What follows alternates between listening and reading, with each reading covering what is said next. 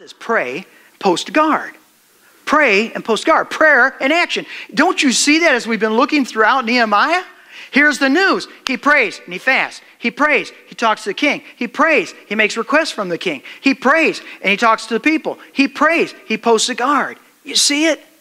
Oh my, if we just get that part out of Nehemiah, we will be so totally blessed.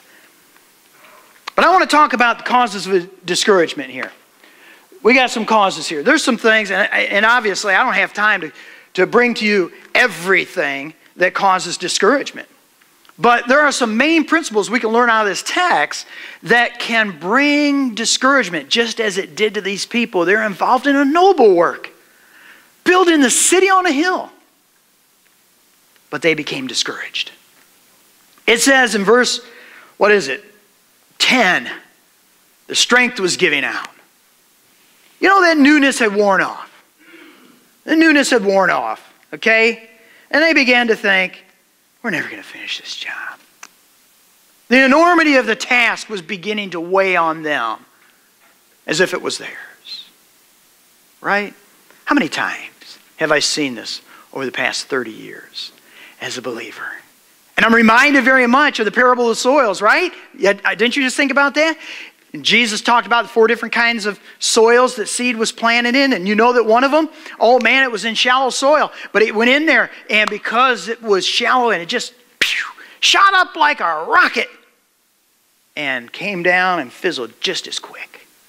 And how many people get on the latest kick, the latest fad, the latest neat thing that makes their skin go, goosebumpy, and they take off, but they don't last very long. Because they had no root.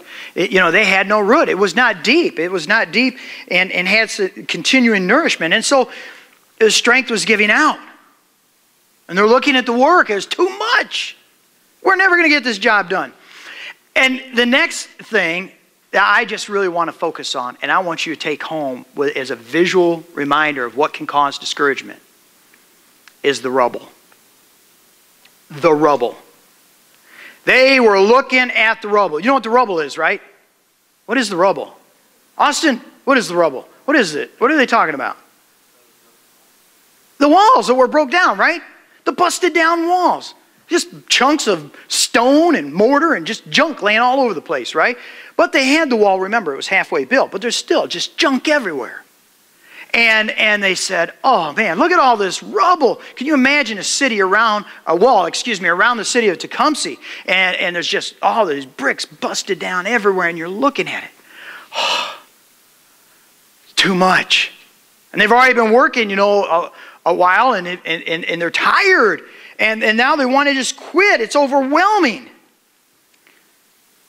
I got 2 things I want to say. First of all, I just got this while we were worshiping. Think about it. Before they built the wall halfway, the wall was totally torn out, right? The rubble was there then. Why is it now that they're overwhelmed with discouragement because of all the rubble? Hey, think about it. Are you getting an answer? Why? Why does it all of a sudden disturb them? Because they're doing something about it. They're engaged in this godly work now. And now they see the enormity of the task that's upon them. And it discourages them. Before it didn't bother them a bit. They're fine in their rubble. Living day by day. But they're going to make a change. They're going to be different.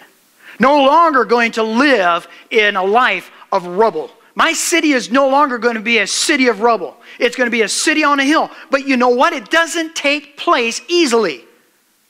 There's work that's involved in it. There's my effort that takes place to make it happen. All those classes I was talking about, by the way. Whether it's a personal financial class, whether it's the Way Down workshop class, the Truth Project class. If you want to accomplish something godly out of it, you want to accomplish something noble and to continue to build your city on a hill, it's going to take effort on your part. It isn't just going to happen by osmosis. So somehow you lay your head down on a pillow, you put the book under it or something, and just somebody waves a wand over you. It's going to take some measure of effort on your part. pray, post a guard. We got to do something. Looking at the rubble was bugging them. I am reminded, when I was doing this, I couldn't help but remember, I was roofing a house. Carl Foster's house. I remember it like it happened just yesterday. And I had this roof halfway roofed. And I'm there all by myself. And this is back when I used to use the hammer, a nail and put them in. And I'm up there on this roof all by myself, putting shingle in after shingle. And I thought, oh my goodness, I'm going to give out. I am so weary of this task, I cannot finish it. Why? Because I was looking at what was not yet finished, instead of looking at what I'd accomplished. I can get fixated on the rubble, and so can you get fixated on the rubble in our lives. Pastors have a tendency to get fixated on the rubble instead of on the wall that's half built. We all can. And it's not just a pastor thing, it's a human being thing. That we have tendency to fixate on the rubble instead of on the great things that have been accomplished. And so when I looked at that roof and I looked at, you know what? It's the old adage, it's a glass half full, it's a half empty. Hey, I did pretty good. By myself, I've got this thing halfway done. I'm on the downhill slide. Got to quit looking at the rubble. It's so easy to do. Think about the rubble that you're struggling with. And why is it that we have a tendency to fixate on that instead of what God's doing in building the wall? So in the text, we got the strength that's giving out because they're working off their own strength. They're fixating on the rubble.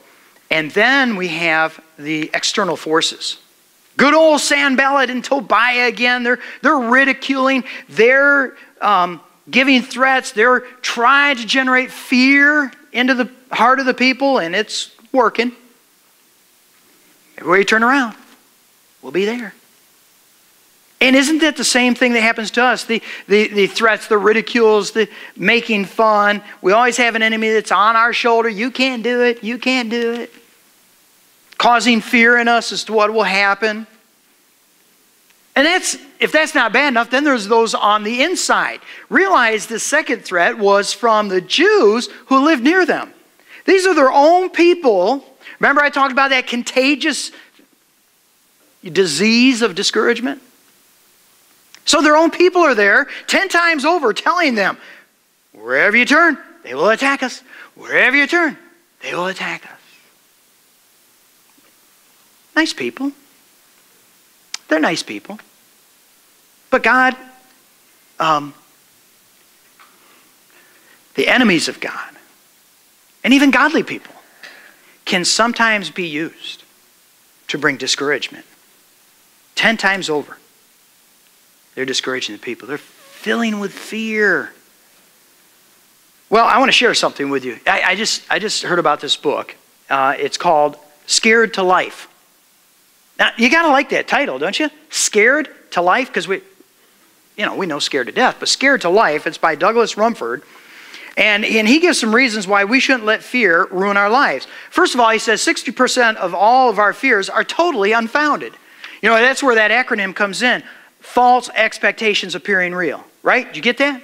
Fear. False expectations appearing real. And somehow he has statistically shown that 60% of all of our fears are unfounded. 20% of our fears are already behind us. 10% of our fears are so petty they don't even make a difference. He said 5% of our fears are real and there's nothing we can do about them. The other 5% are real and we can do something about them. Hence Nehemiah.